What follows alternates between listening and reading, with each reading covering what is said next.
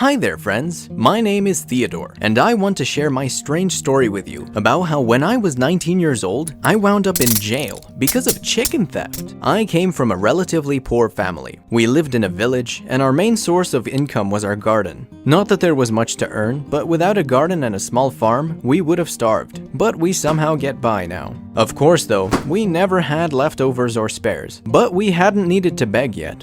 I never liked or wanted to learn, and my situation didn't let me anyways. I spent almost all my time helping my parents out with chores. A sizable farm needs a lot of effort, and if I wanted to eat in the winter, I had to swing my shovel spring to autumn. You can probably understand why I didn't have the time for school under these circumstances. We also had a group of chickens whom we protected dearly, but this year was unlucky on all sides. First, it turned out that the potatoes wouldn't bring much because of a drought, and that meant that we couldn't even consider selling the excess. Soon after, our chickens started dying.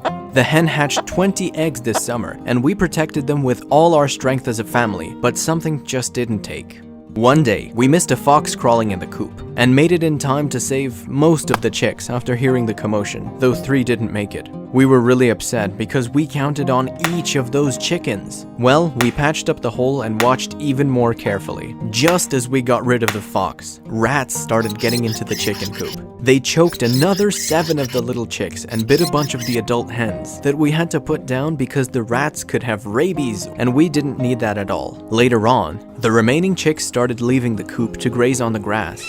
The mother hen was really active and protective, but couldn't do anything against a super fast hawk. So we lost our remaining 10 chicks and the mother hen as she was trying to protect. Without chickens, our food savings and rations steadily dropped. We didn't have money for meat, and just eating vegetables wasn't gratifying at all.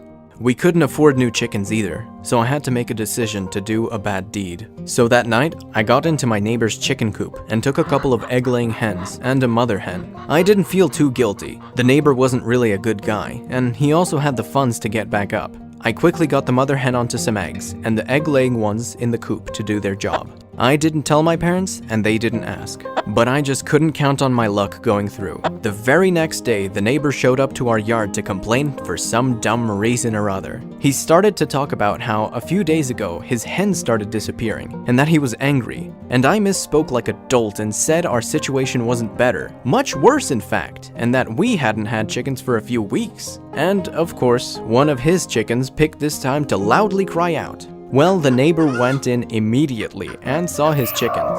I wanted to figure something out in a good manner, but he was unpleasant and immediately said that he'd report the theft as his civic duty and called the police. So, I got sent to a juvenile labor correctional facility for a whole half year. Can you imagine the nickname they gave me when they found out I was there because of chicken theft? Let me just tell you that having that kind of name in jail was worse than jailing for theft. But hey, you eventually get used to everything.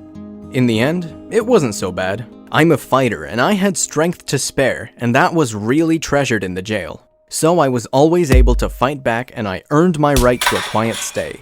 I even got a little attached and decided not to waste my time there.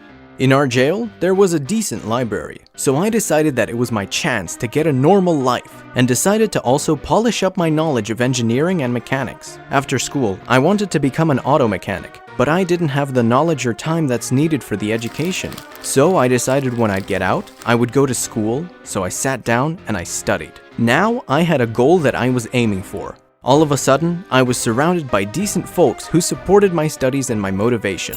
The jail supervisor even allowed me to go to the library unsupervised for as long as I needed, and the local mechanic showed me real cars and their parts and how to work them. In that half year, I managed to get a decent level in both mechanics and different school subjects. There were many different folks in the jail community, including those with educational backgrounds, and they helped me where books weren't really enough, so I was actually doing quite well. When I got out, I decided to get that higher education. A steady job is nice on the money, and living by gardening and risking my freedom over a pathetic chicken wasn't really for me anymore. So, in the time before getting my degree, I studied a bit more myself, and that summer, I got good exam results.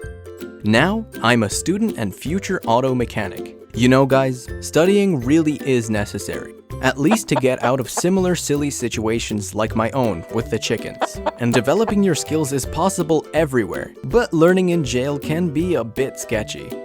Did you enjoy this video and want to see more like it? Click the like button, subscribe, and hit the bell notification to support us. Do you want to share your story? Write to the email below.